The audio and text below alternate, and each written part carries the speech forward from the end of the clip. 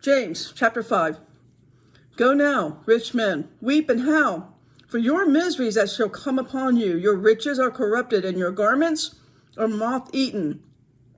Your gold and silver is cankered. The rust of them shall be a witness against you, shall eat your flesh as it were fire. You have heaped treasures together for the last days. Behold, the hire of the laborers who have reaped down your fields, which is of you, and kept back by fraud, cry. And the cries of them which have reaped are entered into the ears of the Lord of Sabaoth. You have lived in pleasure on the earth and been wanton. Ye have nourished your hearts as in a day of slaughter. You have condemned and killed the just, and he doth not resist you. Be patient, therefore, brethren.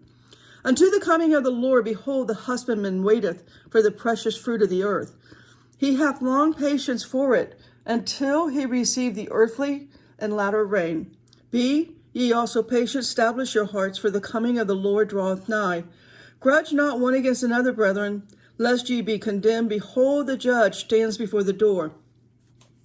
Take my brethren, the prophets, who have spoken in the name of the Lord, for an example of suffering, affliction, and of patience. Behold, we count them happy which endure. We have heard of the patience of Job, and have seen the end of the Lord, that the Lord is very pitiful and of tender mercy.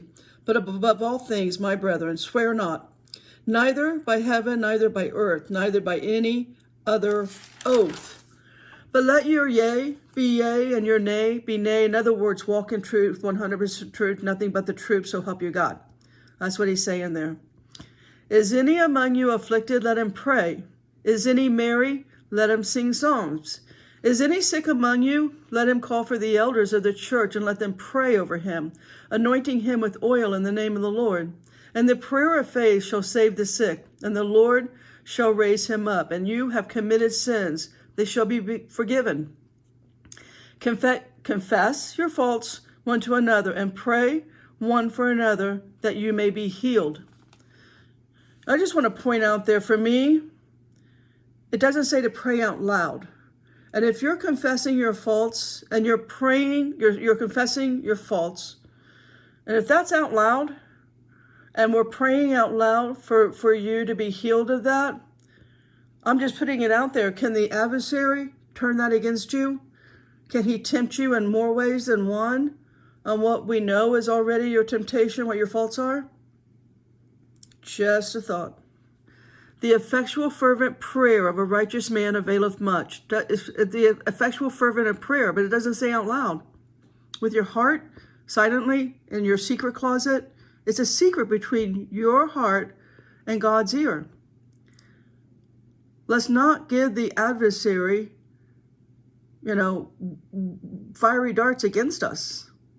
That's just me. I choose to pray from my heart to the ear of God.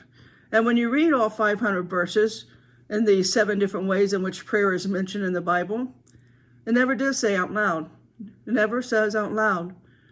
It says to pray continuously, unceasingly. It just doesn't say out loud. Elias was a man subject to like passions as we are, and he prayed earnestly that it may not rain. So this is Elijah. And it rained not on earth by the space of 3 years and 6 months. And he prayed again, and the heaven gave rain, and the earth brought forth her fruit. Brethren, if any of you do err from the truth, and one convert him, let him know that he which converteth the sinner from the error of his way shall save a soul from death, and shall hide a multitude of sins. That's why I do these videos, so one soul is saved from death. And all God's people said, stay in the word.